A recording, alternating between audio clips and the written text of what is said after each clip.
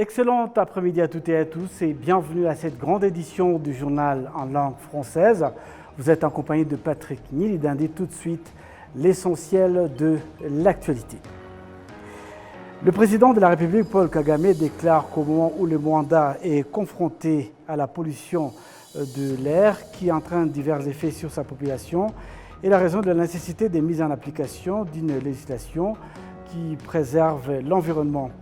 Le chef de l'État a fait cette déclaration lundi en procédant à l'ouverture officielle à Kigali de la conférence annuelle de l'Association des magistrats et juges du Commonwealth, les pays ayant l'anglais en partage pour l'édition 2024. Passons à présent à la page économique. Des économistes au Rwanda estiment qu'une sensibilisation de la population à adopter la culture d'épargne et d'investissement à partir de sa propre revenu est essentielle pour que le gouvernement puisse atteindre son objectif de développement de l'investissement privé. Le Premier ministre rwandais a donc présenté devant les deux chambres réunies au Parlement le programme du gouvernement pour les prochaines années, où il est revenu donc sur les différents secteurs de l'économie, et puis à la secteur judiciaire, le développement des infrastructures, la santé et bien d'autres. Nous reviendrons sur cet élément au cours de nos prochaines éditions. Et puis donc par la suite, nous vous informons donc que les économistes rwandais estiment qu'une sensibilisation de la population à adopter la culture de l'épargne et d'investissement à partir de son propre revenu est essentielle pour que le gouvernement puisse atteindre son objectif de doubler l'investissement privé. Et puis dans la zone économique spéciale de Kigali à Masoro, ici dans la ville de Kigali, environ 250 jeunes apprennent à fabriquer et à coudre de vêtements. Cette formation, selon les concernés, leur permettra de trouver des ressources nécessaires pour se lancer dans la création de leurs propres activités génératrices de revenus et construire ainsi leur avenir.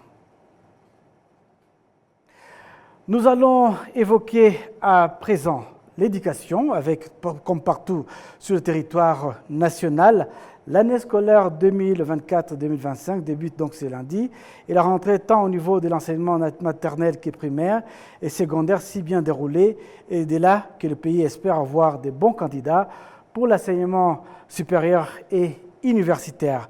La direction de l'Université du Rwanda indique notamment qu'elle va déployer beaucoup d'efforts dans la collaboration avec le secteur privé afin que cette institution puisse dispenser davantage de cours correspondant aux besoins du marché de l'emploi.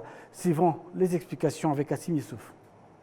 L'Université du Rwanda indique qu'elle procède toutes les 2 années à l'examen de son fonctionnement pour s'assurer qu'il y a des choses à modifier et ainsi fournir des services éducationnels modernes. Lorsque nous préparons nos curricula, on y inclut que toutes les 2 années, il faut les examiner pour s'assurer qu'ils sont conformes au rythme du temps.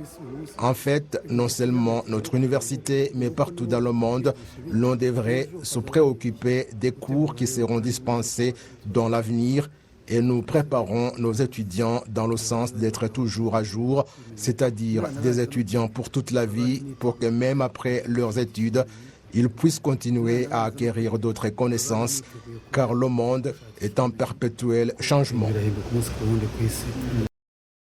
L'Université du Rwanda indique en outre qu'elle a au cours des 30 dernières années réalisé un pas appréciable dans l'accroissement du nombre des étudiants qui y sont inscrits.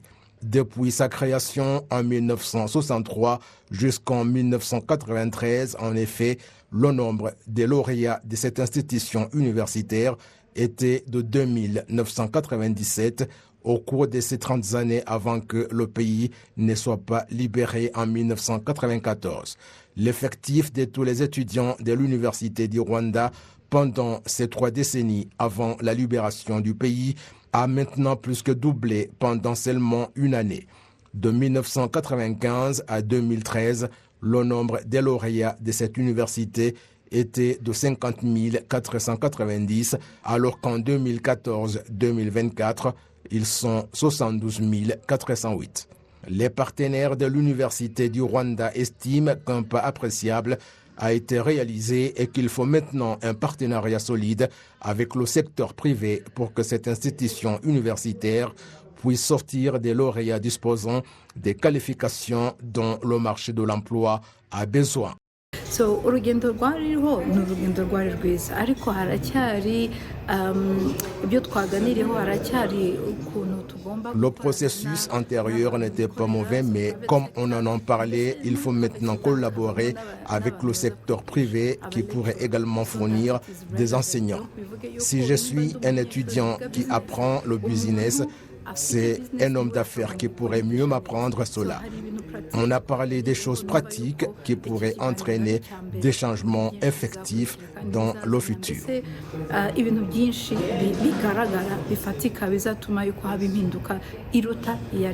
Le ministre de l'Éducation, Twagirayezu Gaspard, est revenu sur l'Université du Rwanda attendue. L'Université du Rwanda que nous désirons, c'est celle qui éduque des citoyens modèles, et c'est la même chose pour d'autres personnes non rwandais, mais qui étudient au Rwanda.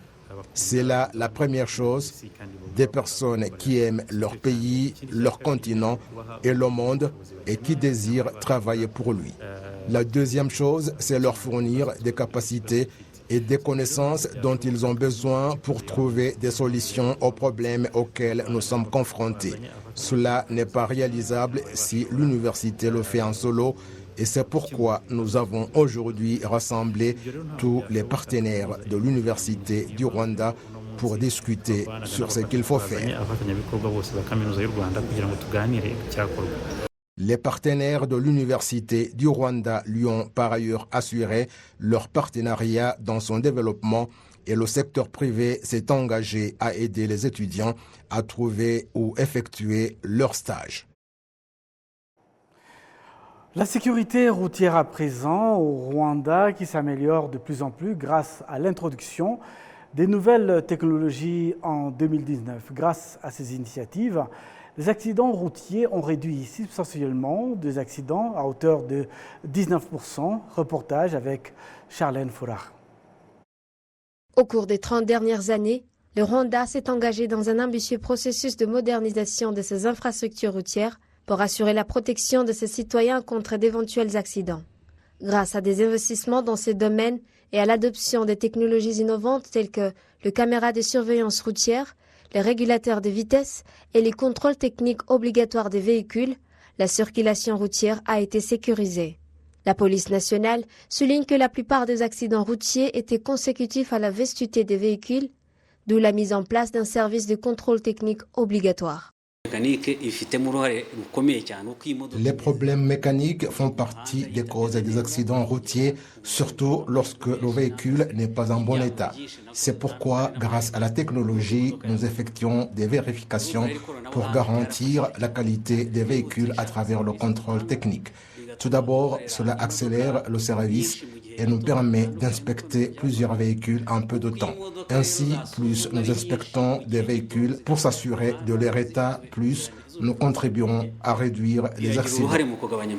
Et pour le porte-parole de la police nationale ACP Rutikonga, la technologie introduite dans la circulation routière au Rwanda a permis de réduire sensiblement les accidents.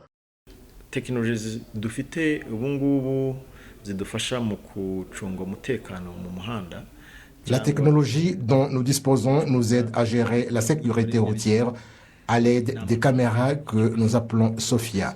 Ces caméras sont installées le long des routes, mais il existe également d'autres caméras embarquées dans les véhicules, ainsi que des caméras mobiles placées aux abords des routes et des caméras de vidéosurveillance souvent situées au carrefour.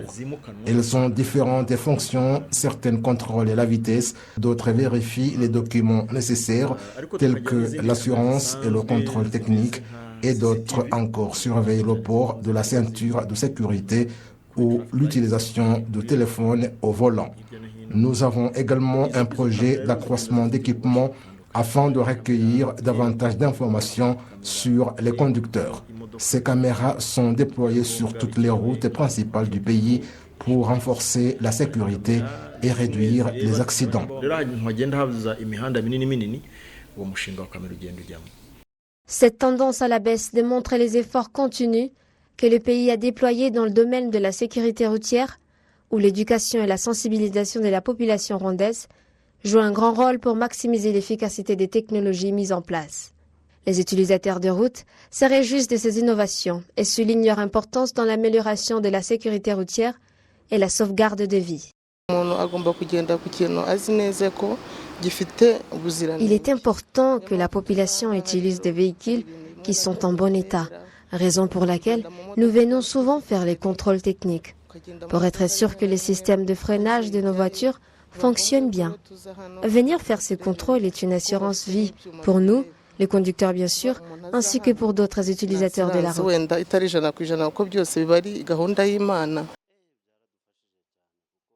Cela nous aide beaucoup et nous évite d'éventuels accidents de circulation.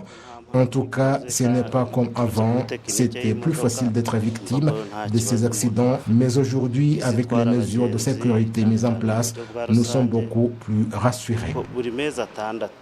Au Rwanda, la sécurité routière fait un succès remarquable et ceci est dû grâce à l'intégration de nouvelles technologies, intelligence artificielle, telles que des caméras de surveillance dans les rues, comme vous pouvez les voir, des contrôles techniques obligatoires à tous les conducteurs et conductrices, une approche innovante au Rwanda qui a conduit à réduire des accidents et bien sûr sauver un grand nombre de vies.